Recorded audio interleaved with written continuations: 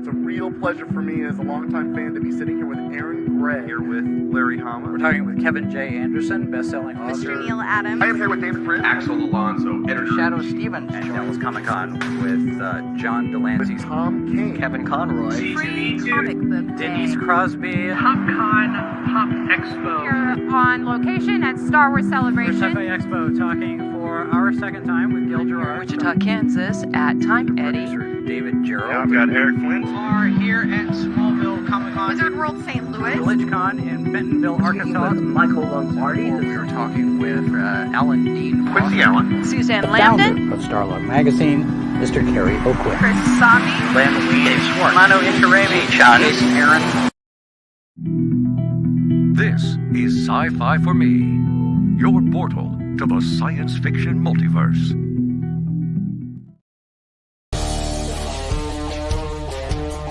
The Madness Entertainment Group presents the Madness Comic Network with original programming and additional comic-related content. Tune in and subscribe to Comic Talk with Pops Van Zant on YouTube.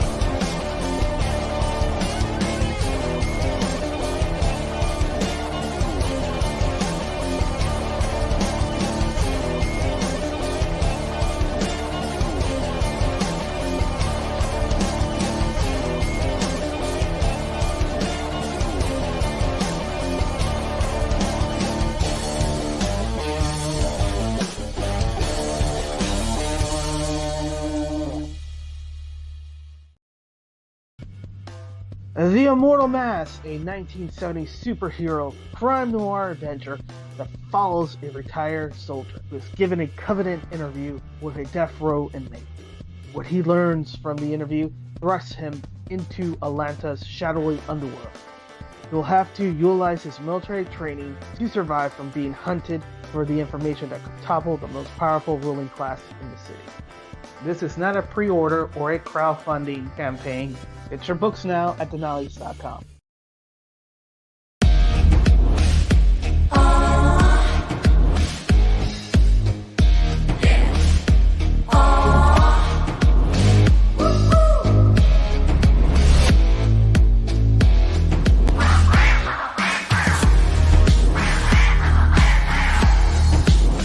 Your favorite podcast, it's Critical Blast. Ladies and gentlemen, Nina Daisy Aberlein. Thank you for pronouncing that correctly. It means a lot. You don't know how many times I did that in my head in the last 30 seconds. Line. Because, you know, we're in the US, we got country music, and we had a hit song for decades.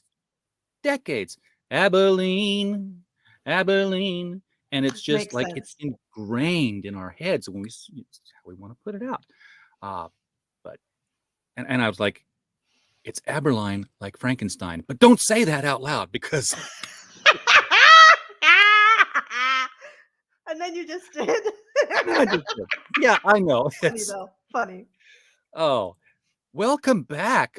4 issues now. You're doing, you know, Thanks, you're man. doing better than a lot of people out there who get their one and done, or they get their second one out there, and it's like nobody came back for the second one. You got people come back for the second, you got people come back for thirds, and we're getting ready to serve up a 4th helping of Sunrise Blossom. Amen. So, is it getting any easier or funner from when you were webcomic at first, so now you're paper? Yes, and also because given how how well the Kickstarters have been going and how my Patreon has also been gradually growing, I've just hired line artists I've had one line artist who helped me do the inking for some of the pages for this issue, and I've hired 2 more line artists for the next volume of Sunrise Blossom, as well as a brand new 18 plus adult project called The Lusty Dragon Mistress, which also comes out soon. You're putting out those thirsty books. You know what it's like. Thirsty people have looser wallets. I love my fans. I'm here with you. I'm like, yeah, they still got. Oh wait, I've spent a lot. So now you totally derailed my train of thought. Everybody in the chat, by the way, the Kickstarter link is below the video, but it's a preview. You're just going to sign up. You're going to see the sign up sheet. This is where you're going to be privileged to see what it's going to look like a week from now when it actually launches. So you're going to get behind here, and I wonder if I can play that video. Is that video playable from the preview link that I've got? A little private. Yeah, it should be, if you mean the trailer. Yeah, it is. So Mine I'm going to. is a little bit spicy. It's not too spicy for YouTube, but it's a little bit spicy. A little bit jalapeno. We're going to share it again. Gosh, well, oh, StreamYard, you clever person, you. Oh, okay. So if I share a Chrome tab, which is where it defaults to sharing system audio. And I was like, that's nice. I don't have to remember to do it anymore. But when you go to screen, it turns it off. So now I'm resharing it with the system audio, and we're going to play. Got to move my studio wall just a bit here. I'm enclosed in a closet. I slide a closet of cloth around me here, so no one sees the. I've got to ask my boyfriend to leave the room when I do these live things, because otherwise the lights of his computer just go behind me, and it's like, I don't know, I'm offering a quest with all the lights behind me in a video game or something. Yes. This interview is offering people a side quest here. Side quest is support gay birds. Sorry.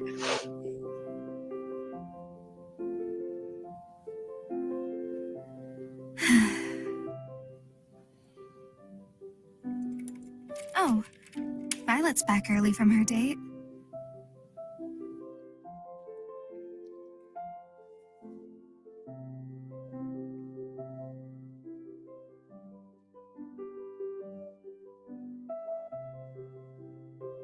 Violet, what's wrong?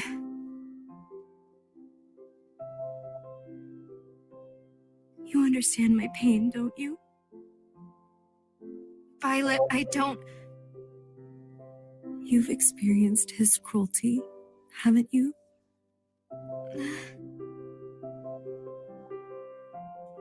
Can I kiss you? Get that consent. That's right.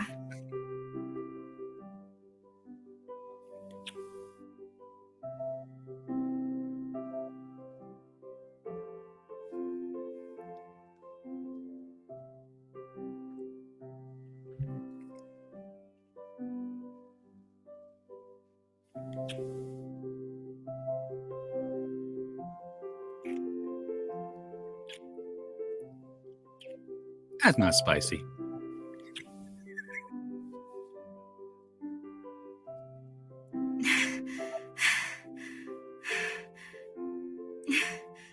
That sounds a little spicy.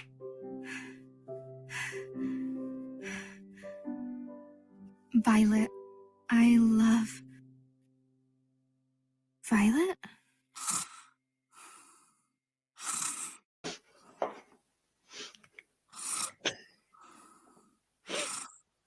What? Just happened. Hooray! She fell asleep on you. That's what happened. It's like, you know that feeling when you're watching a movie with your parents and a sex scene comes on and you're just like, yes, that's what it felt like. And it's like, you know, you're telling your mom and dad, like, you got to watch this film. I've watched it 5 times. It's great. Yeah. Oh, I forgot about that part. Yeah.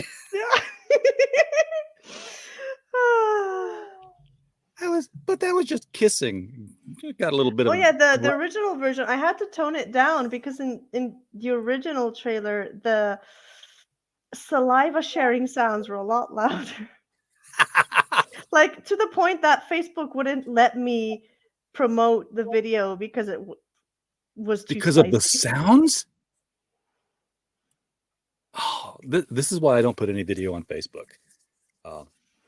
I used to simulcast to Facebook. This would have been going on Facebook at the same time right now, but they like to grab my intro. The video itself is is fine. It was fine. They didn't take it down, but they wouldn't let me promote it. Yeah. Well, they just tried to they tried to take me for copyright for my own music. So I said, you know what? You're not paying me to put things on Facebook anyway. I'm making nothing off of it. You are, and now you're not. I won't give it to you anymore. But Tatsu-sama, good to see you in the chat. Thank you for popping in here. So three. This is a soap opera. This is so like if you miss me, big the 3 and this one's one big one. The other 2 are a little bit smaller, but they're in full color. It's like a television soap that started with a TV movie and then spun off into a series after. Yeah, that's pretty accurate. So we're 3 issues. We're well more than 3 issues in, given the size of the first book. But yeah, where are we at? Well, the first book itself is something like 220 pages, while the second, third, and fourth one are around 50, a little over 50 each. So, Sunrise Blossom, it's an LGBT story with birds that are gay. That can transform into human. They're not. Yes, thank you.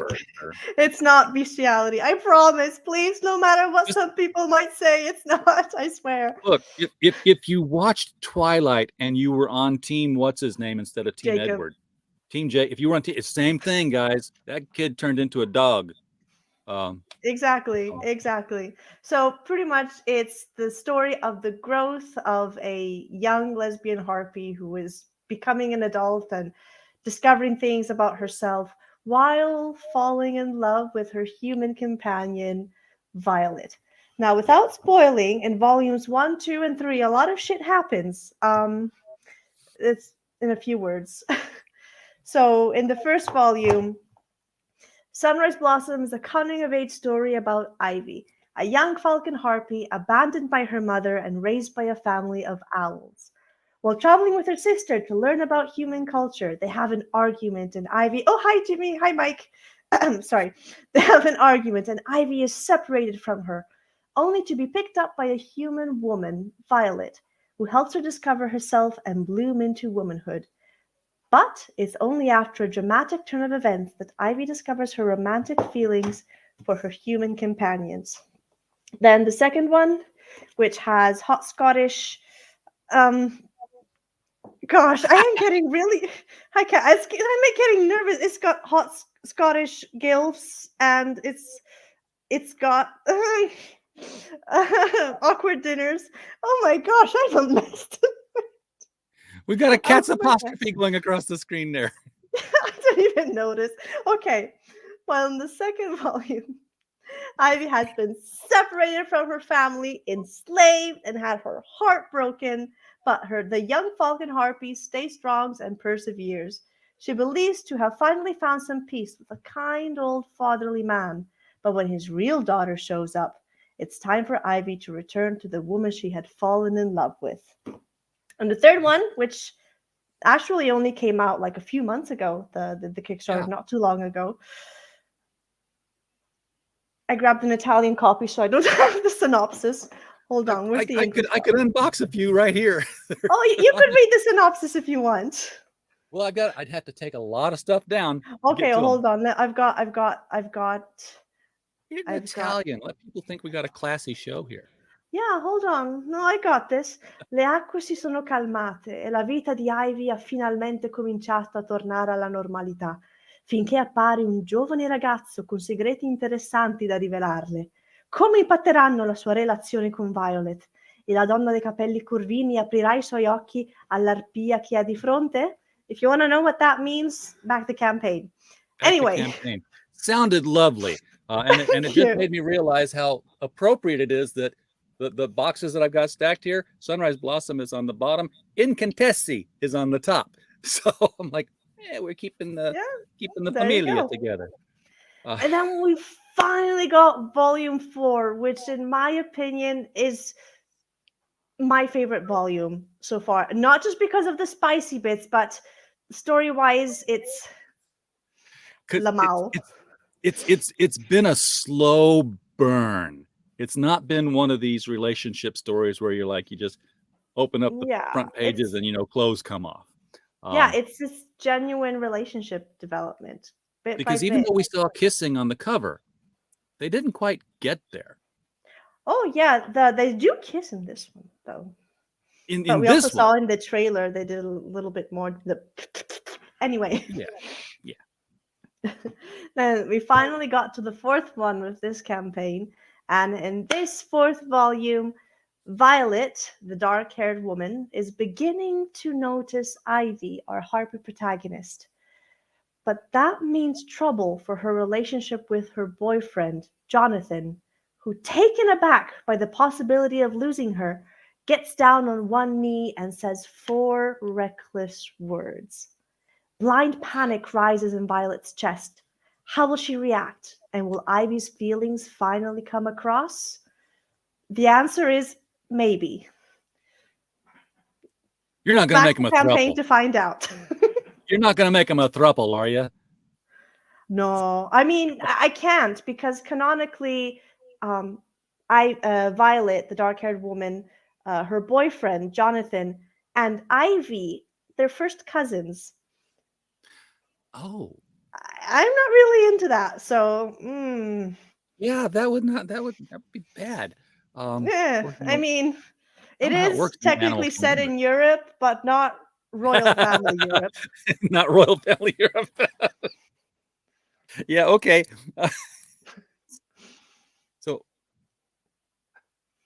So is this the oh, I almost said, is this the climax? Is this the sorry? Is this the culmination of the story, or is this just a new chapter in something much longer? Oh, it is not close to the culmination. I mean, yes and no. Like, it is definitely a turning point when it comes to the main relationships between all the characters, technically speaking. Like, the mermaid that is on the screen at the moment is one of the main characters' love interests. And it's sus. In positive, negative way, however you want to spin it. Gosh, my brain is just going with on no fuel tonight. No connection between the. I'm sorry. Let me take a step back. It's not a culmination just yet. There's definitely going to be a handful of more volume before the story will come to a natural conclusion. But because it is the story that, yes, focuses a lot on romance and a lot of other LGBT related themes, but mostly it focuses on the growth of the main character, who isn't quite grown yet. Like, she still has a lot to go. Oh boy, that's nice. Thank you, Tatsu-sama. Beer money. That beard, I'm sure he meant beard money. That beard needs a trimming. It does. It does. Well, thank you. I can look down and I can feel it against me, and I can see it when I look down. I'm like, that's big. But Nina is an angel. Thank you. Oh yeah, I am doing my best. But anyway, she still has a long way to go before she reaches full maturity. So, and it's going to go on at least for another few years, especially because I do have a lot of fan base that is growing more and more and more each issue, and yeah, they're not going to let you quit. Yeah, not just yet. Yeah, you don't get to be J.K. Rowling and like, no, 7 is all. That's it. There's no more. I mean, honestly, that woman should have stopped. No, never mind. Let's not make it about J.K. Rowling. Let's not give a platform to TERFs. It got padded a lot. So I'm peeking around. Okay, here's the thing. I got 2 monitors. My big monitor is where I'm sharing the campaign, but it's like I have to peek. I have to pull my curtain back a little bit to look at it every now and then, because you can see, hey, look, packages. I've been boxing things up. How's that going, by the way? Oh, well, it's growing, and I'm doing Kozor right now, which has been a huge campaign. We were short some things got lost on the way here, so it's like I just made the ones I could, and then we waited. So it's been going on longer than I like them to, but It's big, and as big as it is, I'm looking at Fiendish coming down the road from Rini, and that's twice, at least twice as big right now. I'm like, I mean, I good might for actually, them, I guess. yeah, yeah, I'd good for me because it's a business idea I had that actually started making money. That's Never good. had one of those before.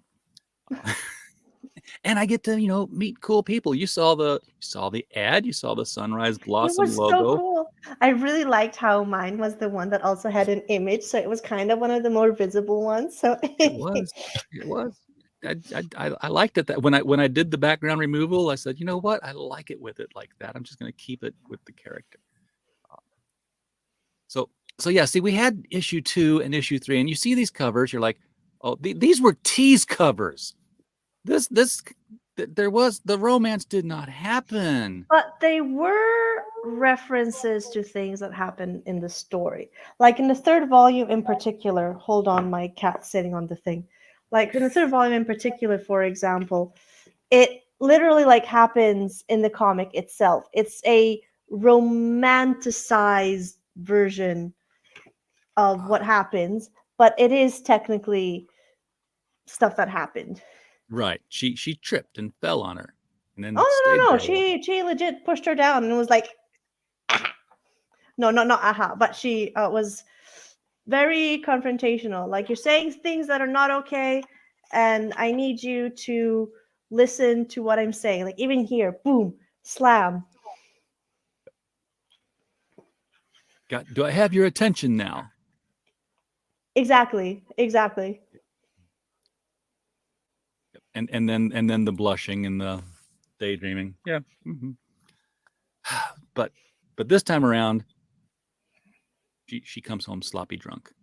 Yeah, and the third one, it's not really a tease cover either, because on the back cover, so because there's my covers, they're always two-sided. Here it's not very visible because the back cover is made darker on purpose.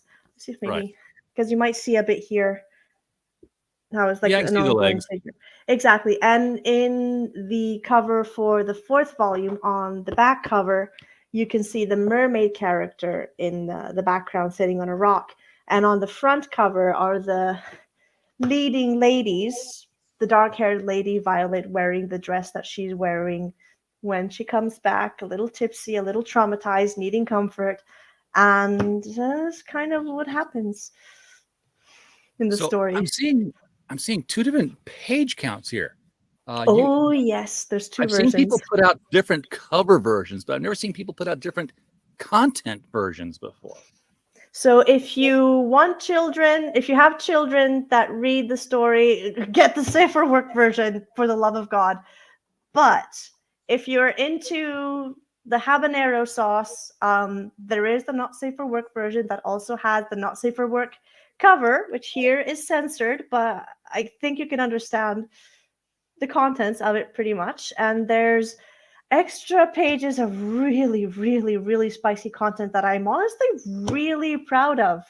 Like, I'd never made corn that good ever so far. So I am really glad it came out so well.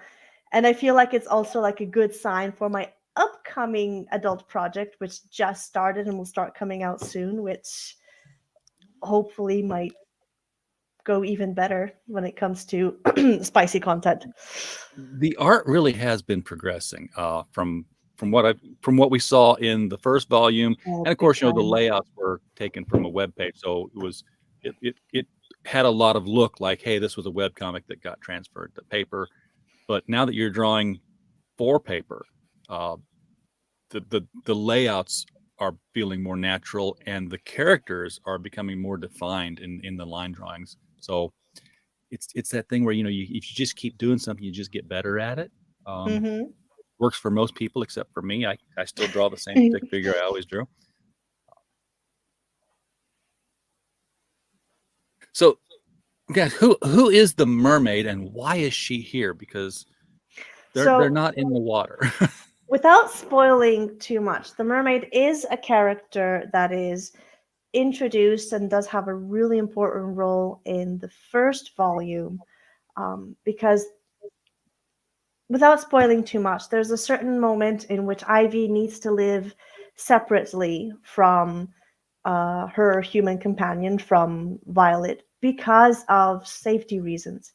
And so for a while, she goes to live with a friend, and she meets mutual friends of this friend, including this mermaid who she has a bit of chemistry with. But before anything can happen between the two, they are kidnapped. Minor, major spoiler. They are kidnapped. And so any possibility of that chemistry development is kind of interrupted at that moment. And No while they fish and fowl dinner for the fans tonight. and while still during the in the first volume, they do have a moment of opportunity to try and rekindle what chemistry it seemed they have. Um, it was also interrupted because of very bad situation. Ivy thought that the mermaid had died for a long time until it turns out that she didn't die, though the readers did know this because of the contents of the volume. And so the mermaid comes to visit, say, "Hey, I'm alive, I'm fine, I've recovered, let's make out." That's But an intro. Yes. pretty much, but Ivy isn't quite so sure anymore because the chemistry they shared wasn't as genuine as she remembered it. Yeah. Some things are better in memory than Mm-hmm. And but you know, sometimes when you're wearing, to quote BoJack Horseman, when you're wearing pink tinted glasses, all the red flags just look like flags. yeah. Yep. That's very insightful, actually. Yeah, it's one of my favorite BoJack Horseman quotes. And I would see them having a chemistry. I would see them having a chemistry more than I would see her having a chemistry with Violet. Mm-hmm. From a pure biological perspective, in that, yes, you're a bird and yes, you're a fish, but guess what? You guys have the same organs when it comes to, the fun stuff. Yeah, Whereas, pretty much. And but they she's have a a lot. shapeshifter too.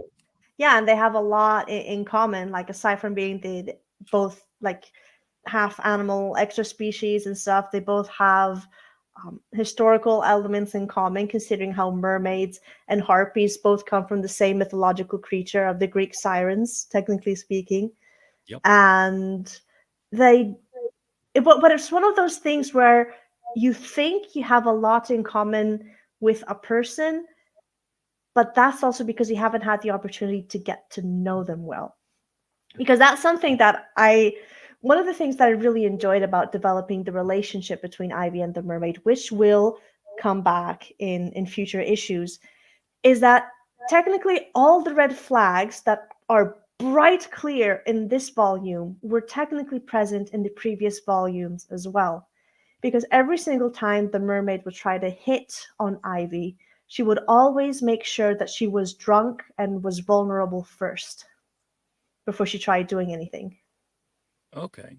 But it's something that most people who wouldn't really be aware of that didn't notice until this volume. And when I was publishing it on the webcomic platforms, people started, like even people in the comments were starting to connect the dots, and they're like, "Oh my goodness, I can't believe I didn't notice that this was technically the same behavior she had before, but because we were seeing it from a different perspective, it didn't quite jump to us." So is she going to hang around as a character, sort of jealous ex-lover type character? Not quite. She is going to come back, and despite the red flags, despite the bad things that have happened because of her actions, her relationship with Ivy is going to develop because Ivy feels that she has no chance with Violet. Because even with what happens in this volume, she feels it's because she was sad, it's because she was drunk, she needed comfort, not because she wanted me. And it's at that moment, which will happen in the next volume, that Ivy was like, "You know what? Nothing is going to happen with her. I may as well try to move on and try to see other people." Yeah, because what's interesting to me here is that the mermaid would only was approaching Ivy. I'm trying to get all the names right. When It's Ivy was okay. drunk. When Ivy was drunk. When Ivy was vulnerable. So in this issue, Ivy is the one who's trying to tell Violet that she loves her. And what's Violet? Drunk and vulnerable and hurt. Mm-hmm. And But it's like, here it's not, but unlike the other way around, it's not Ivy who's taking advantage of Violet the same way it's not quite Violet taking advantage with Ivy, because before they do anything, they ask for consent, which is yeah. something that the mermaid did not consider at all. Like even in the trailer, we saw Violet was like, "Can I kiss you?" and didn't do anything before Ivy said yes. And later in the same corn scene, before she does anything further, she asks for permission, which shows a respect between them, even though it's not something that should quite be going on, because she is vulnerable, she is a bit drunk, she is sad and traumatized because of what had happened previously in the same volume. She does still value her as a friend technically, and wouldn't want to do anything against her wishes if she says no. But she understands, and this is something that we see in this page in particular. The reason why she is so upset is that she had a panic attack, a massive panic attack, because PTSD, la caused by the same person who had caused hurt to Ivy as well. And so she feels this person can understand what I've been through. This person can give me comfort because this person actually understands it. Been with Okay, in the sorry, same I've been relationship with the ranting. same person. Yeah, that's all right. So, I mean, it's a very, again, this reminds me of the big debate that went on Twitter a few months back about, is it okay to copy panels from, panel to panel? These aren't copied though. I would imagine, being, if I were an artist and wanting to take a shortcut, I would say copy the basic layout and then change the facial expressions with the inking, which appears to be what might have been going on here. Well, my Yeah. standpoint on that thing is that it takes a lot of work to make comics. It's Yes. a lot of time. And the recycling panels is something that at some point even becomes necessary if you want to be able to continue creating content constantly at a regular rate. But just copy pasting panels, I would agree, is not a good idea, because it's also bad visually speaking. But if you modify the panels, if you zoom them in or zoom them out, or change some main feature of the panels, like here, there's the eyes gradually closing, the level of blush changing, the mouths, the not the mouths much, but like the expressions changing a little bit. Then like while you can, it's then when it's like this, it's like when a camera is pointing in one shot and the actors are like talking and changing expressions, but the camera hasn't changed the angle just yet because it's focusing on that one moment. Yeah, I think recycled panels are a good way to hold a moment, but I think But not 3 is the magic number. excessively. Yeah, if Yeah. it's any more than that, then it's like obvious laziness. Like in this scene in particular, I did it on purpose to emphasize the scene. But I agree, if it's any more than that, and if you don't change anything, that is just lazy. Yeah, Ernie Bushmiller used to, the guy who drew Nancy comics, had a rule about the way that the reader perceives things. He's like, if you draw a rock on the ground, well, then the reader says, "Oh, there's a rock." And if you draw 2 rocks on the ground, the reader says, "Oh, there's 2 rocks."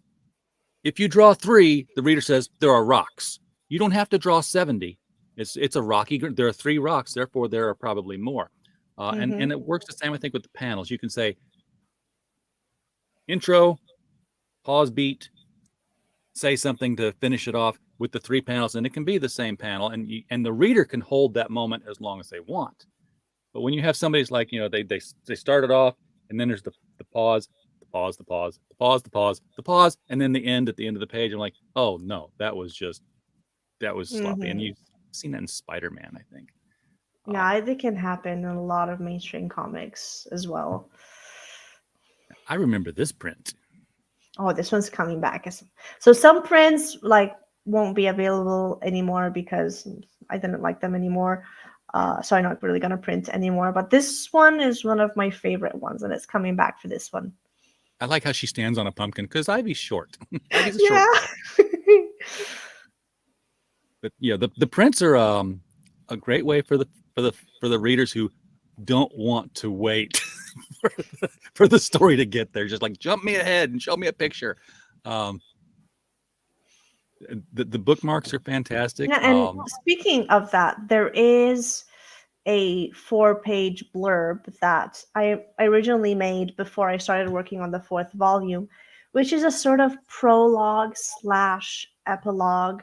It's just like a cute 4-page, a few minutes in the life of Ivy and Violet, many, many years in the future, which I think is really, really, really, really sweet. And the 4-page blurb, like the mini thing, is one of the stretch goals. Stretch goals are they're fun, but oh yes, what is this? Yeah, I was showing the extra trinkets that are available. There's the stickers, there's the bookmarks, there's the the notepad. So Yeah. I did Fire Sunrise Blossom. All the cool kids are doing it with a dog on a skateboard. Of course. Yeah. So I got to see one of these original paintings because I got to ship it, and it was amazing. It's such a different level of the art than you see in the printed comic. To see somebody paint it, and it's by the same artist people, and look, 5 fingers on this character. 5. Wow. I honestly, low-key, kind of hope nobody gets this one because I like it so much. I've heard that from other artists. It's like I painted this, I made it to sell. Hope nobody ever buys it. I'm putting $1 million price tag on it. And then you got Ivy among the Van Gogh flowers here. And we hardly ever see Ivy all the way back to bird. Yeah, it happens. Yeah, it happened. There's a lot of scenes in which she turns into a bird, but not often enough. Like, hi, Grandma. So there's a lot of, like, in volume 1, it happens a lot. In volume 2, it happens when she flies back home. In volume 3, it happens during her birthday when she and her friends go to hunt a mouse together. In volume 4, it doesn't happen. Now that I think about it, there's no birds in the 4th volume.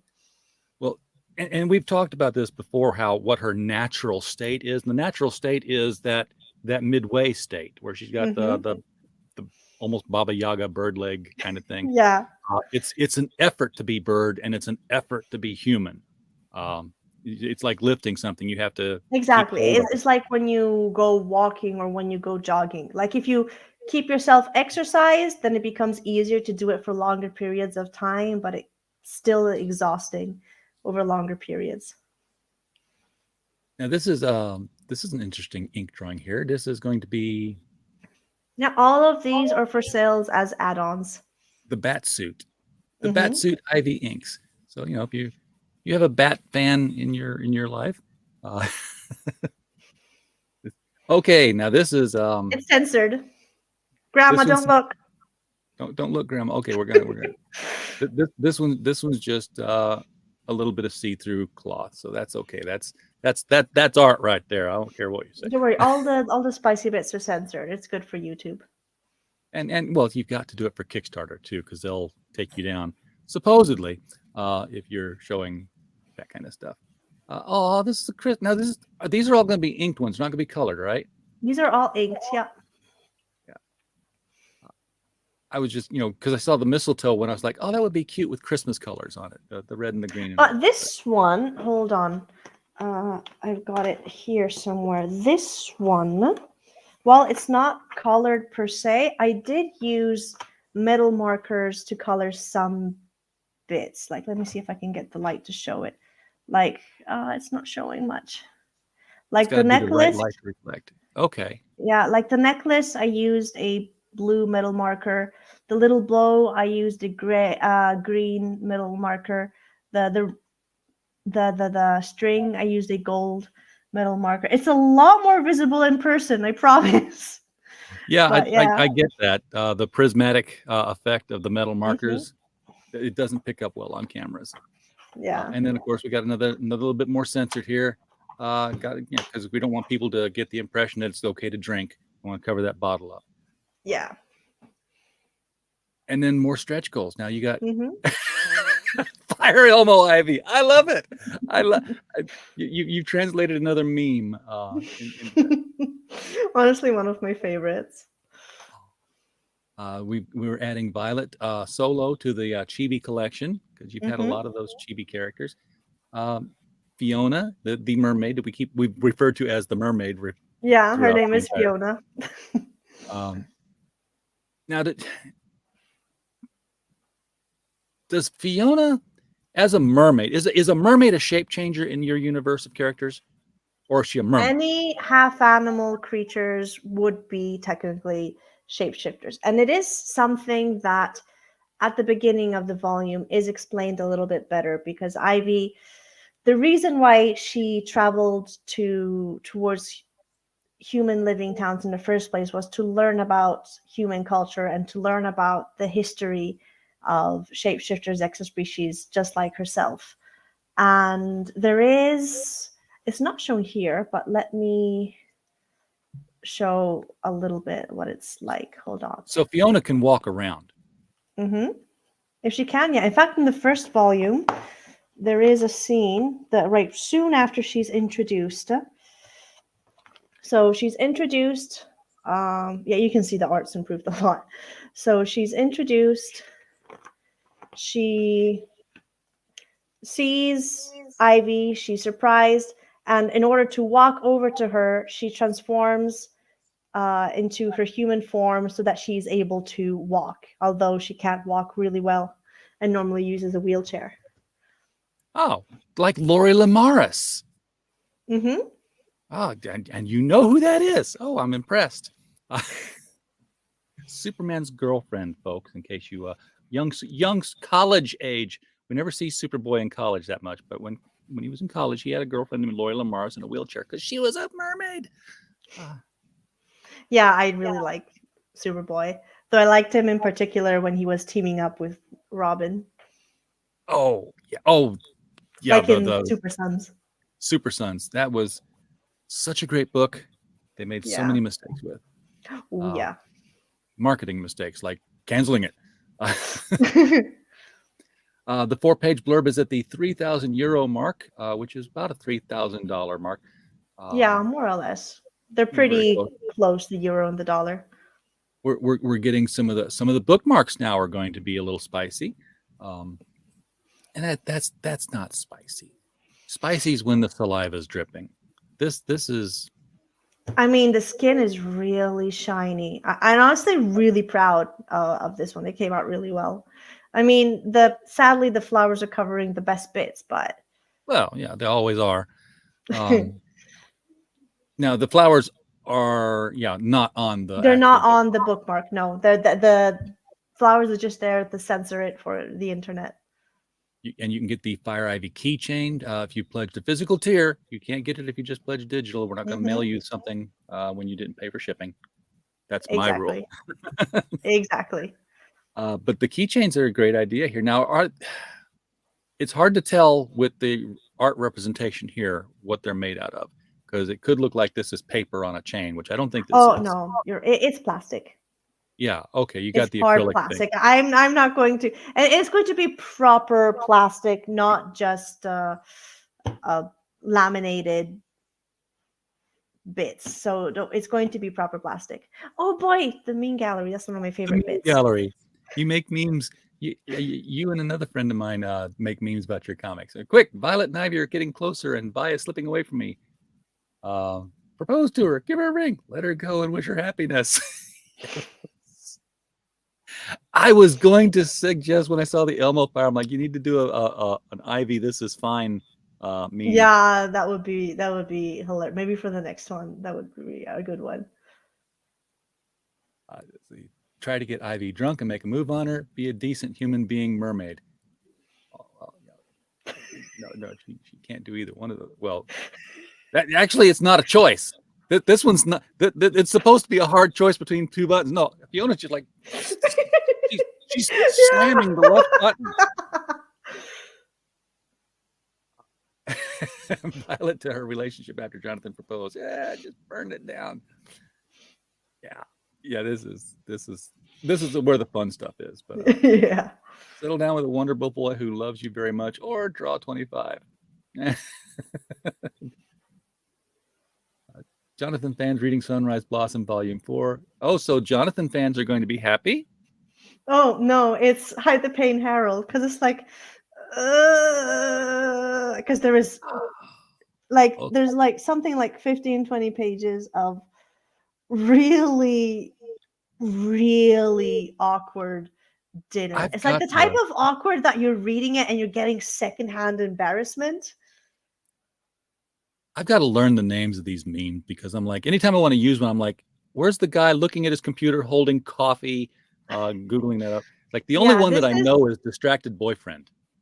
This one is Hide the Pain Harold, and this is one of the memes featuring him, but there's lots of memes with Hide the Pain Harold. Violet at the end of Sunrise Blossom Volume 4. Ivy, I'm... Yeah, okay, so, yeah. I finally found it after 15 years, the scroll of truth. Getting a girl drunk to hit on her is wrong and unethical. Yeah. Yeah, of course. Violet, drunk, traumatized, needing comfort, and horny. Ivy, who is just hanging out. What do I do? I think we're almost done. Fiona, when Ivy is single and has a beer in her hand. Yeah, okay, just watching and waiting. Violet having a panic attack in the proposal scene in Sunrise Blossom Volume 4. Yep, SpongeBob's good for that. Risks and challenges, we know what they are. You might not pledge, but we know you're gonna. Where has my little mouse gone? There it is. So a lot of content there. I did, but the tiers, we went well past the tier level there. Mm-hmm. You can get the digital for €5, which is about $5. Get that or if you dare. $8 if you want the Joe Coffee bits.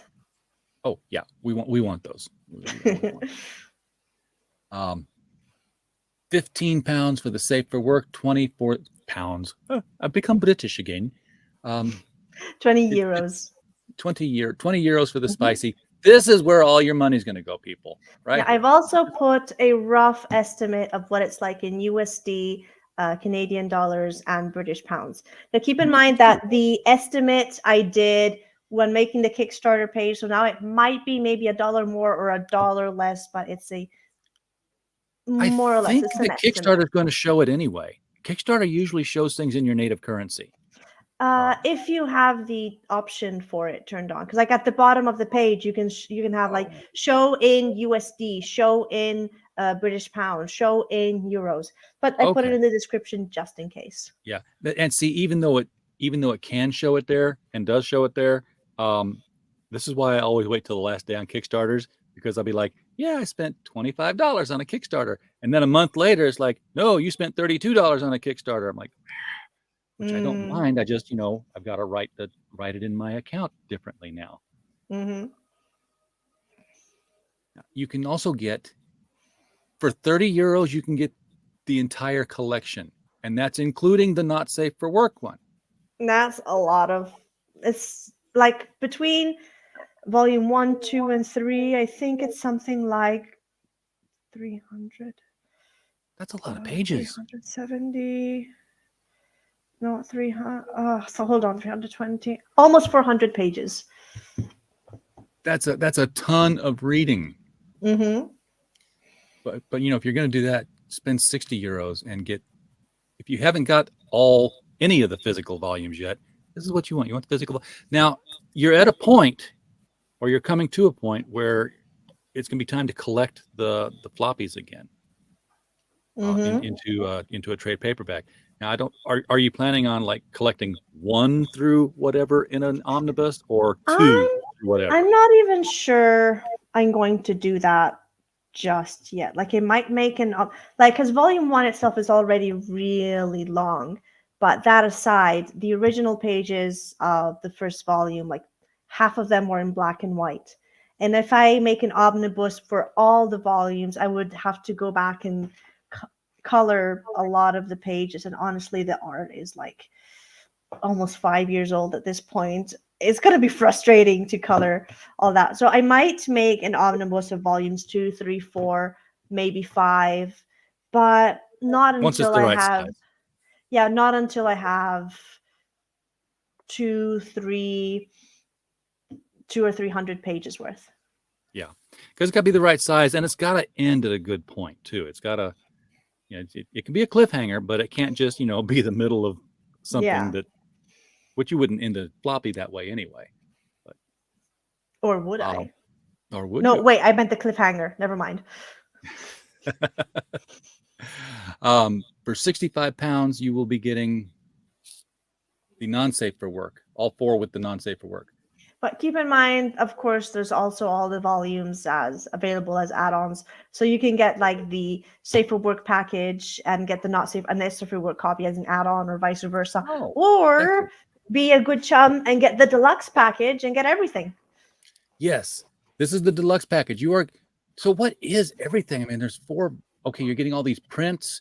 You're getting the PDFs. All the prints, all the bookmarks, all the stickers, the notepad, all the books, all the PDFs, and all the stretch goals. I want somebody to have a list like this and end it with a partridge in a pear tree just once. Retailers. Now, how is it going with retailers on this? No, it doesn't really do that well, but mostly because it is very indie, but most of all, it's incredibly niche. So it's like I need to focus on, like I myself, when promoting this, need to focus on my own audience for it that I've gathered over time and slowly grows and grows and grows. But to a general comic loving audience, it's a bit niche for that. Yeah. Like even at conventions, it's a bit of a difficult sell because it is, while GL, the girl love genre, is rather popular when it comes to like manga and stuff. When it comes to Western comics, not the same, not as much. You need to go to Japan for a convention and clean up. But hey, I've got my niche audience over in various areas of the world from the internet, and it's starting to pay the bills, so that's good. Good. Mentioning the manga aspect of this, have you looked at translating this into any other format like an anime?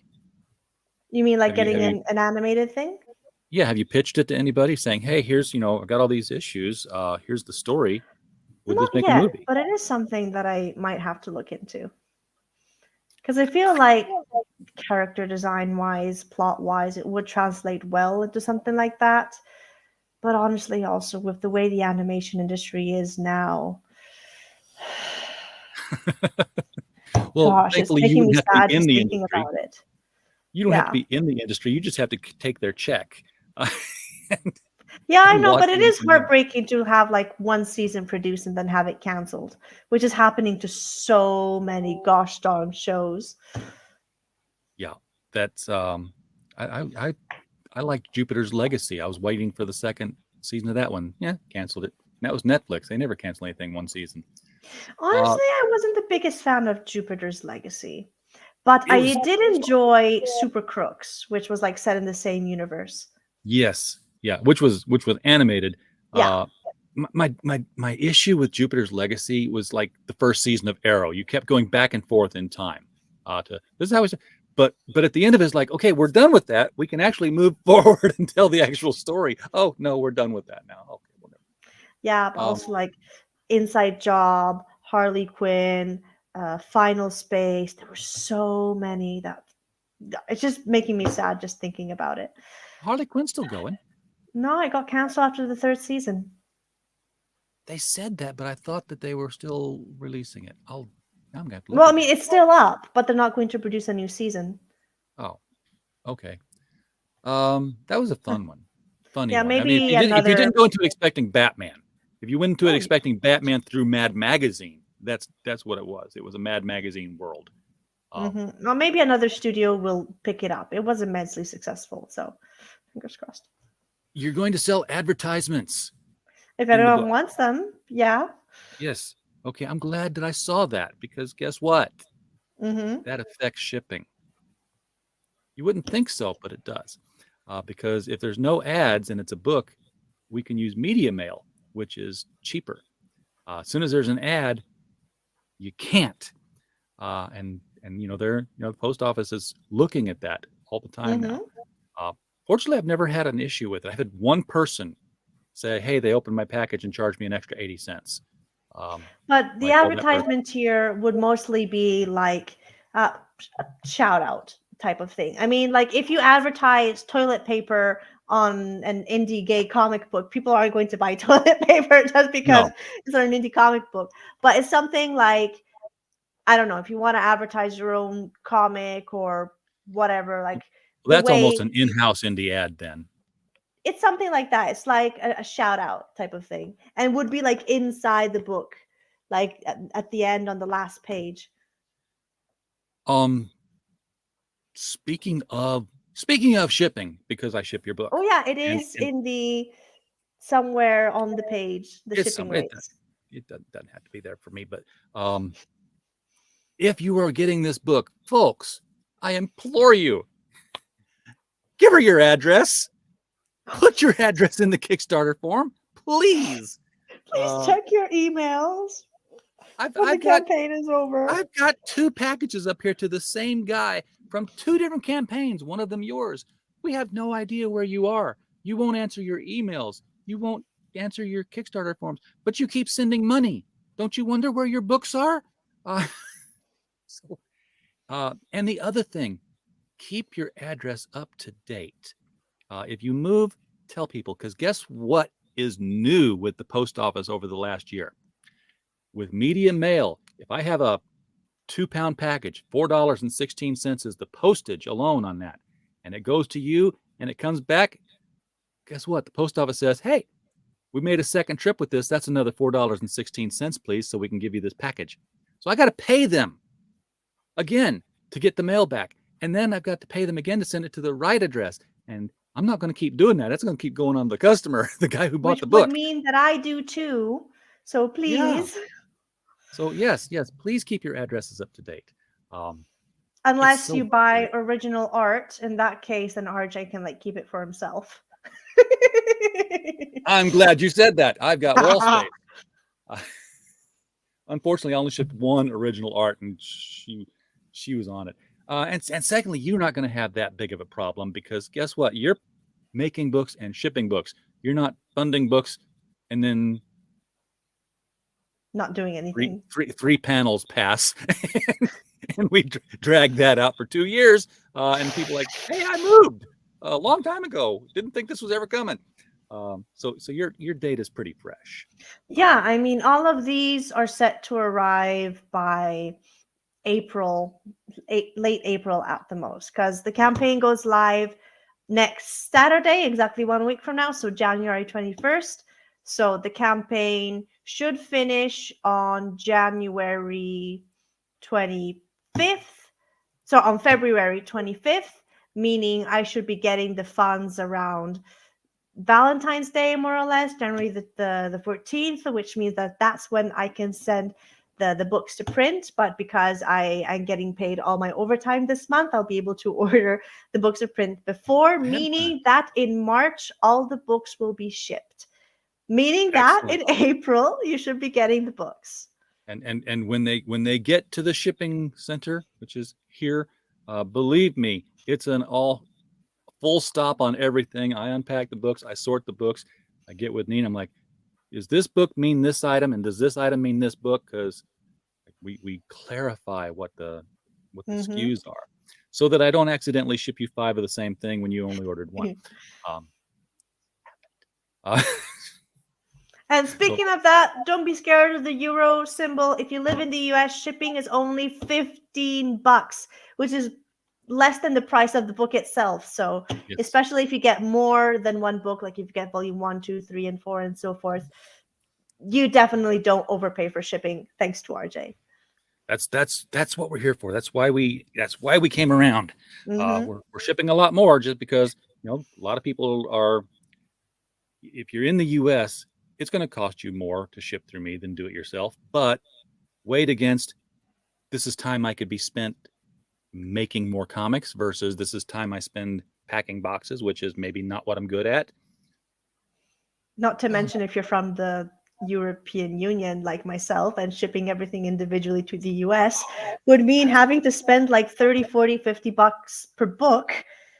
Yeah. Which is definitely not good, neither for me nor for you. It helps people sell more books if the shipping is cheaper, and that's what I wanted to do. And I make Amen. Thank you. So, all right, Nina, thank you so much for coming on tonight. Thank you for having me. The sun's still out. I'm used to being at dark Not outside. Here, it's dark. Okay, well, tonight for you. It's always fun talking about Sunrise Blossom and where Ivy and Violet are going in their relationship. And I'm not even that kind of a reader for soap operas, but I can appreciate thirsty panels now and then, and it's a fun manga like story. So can we call it manga like when it's from Europe? Is there a word for that kind of stuff in Europe? What? Euromanga. Europe. That almost seems cheating. But yeah, the term for European-made manga-like comics is Euromanga. All right. Well, this can be Euromanga if you're buying it off Euromanga. Yeah. Sorry. I say it with a bit of an accent. This can be Euromanga if you get to the Kickstarter. Amen. All right. Everybody in chat, thank you so much for being here tonight. We don't have a show without you. We're just podcast Falling in the Woods. Otherwise, so thank you for being here. And while you were here, as always, we just hope you had a blast. Good night.